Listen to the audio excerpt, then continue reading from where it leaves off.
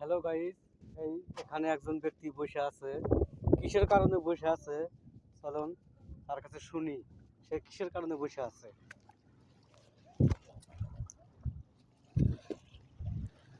আচ্ছা ভাই, আপনি এখানে কিসের কারণে বসে আছেন? এটা আমি বলে দিছি মানে ধরেন মেলাক্ষণ ধরে ফলো করতেছি আমি।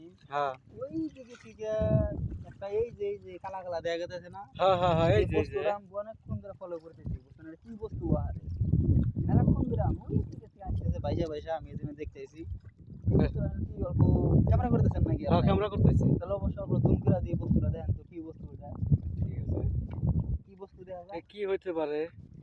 আমার কাছে কি বা বস্তু? ও না না, আমি আর ভাবছি ছাগলের ছাগল মরা মন হয়। এখন দিই গাছের মোতা। গাছের মতো এটা? হ্যাঁ হ্যাঁ, আপনি এটা দেখার জন্য এতক্ষণ ধরে বসে আছেন?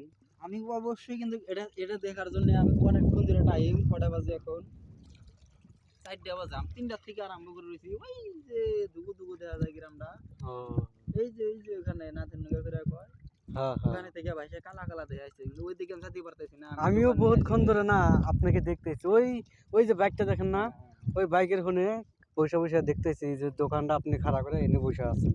আমি কই কিসের কারণে আপনি এখানে বসে আছেন? আমি এখানে অবশ্যই খারাপ বসে আছিলাম তো এই বস্তুটার জন্য ভাবলাম হ্যাঁ। যে কি বস্তু এটা তো গাইস অবশ্যই জায়গায় ক্যামেরা যখন হয়েছে ক্যামেরা যদি হয়ে গেছে আমার মনে মনে ভাবতেছি আর আছে মানুষ যদি হাতে করে নিয়ে এলাম নি আপনাদেরও দেখার জন্য সুযোগ করে দিলাম নি তাই এই ভাই যদি আসে অবশ্যই ক্যামেরা যদি করছে তাহলে অবশ্যই আর কি আমি ভালো হইলো তাহলে অবশ্যই নিজেও দেখার জন্য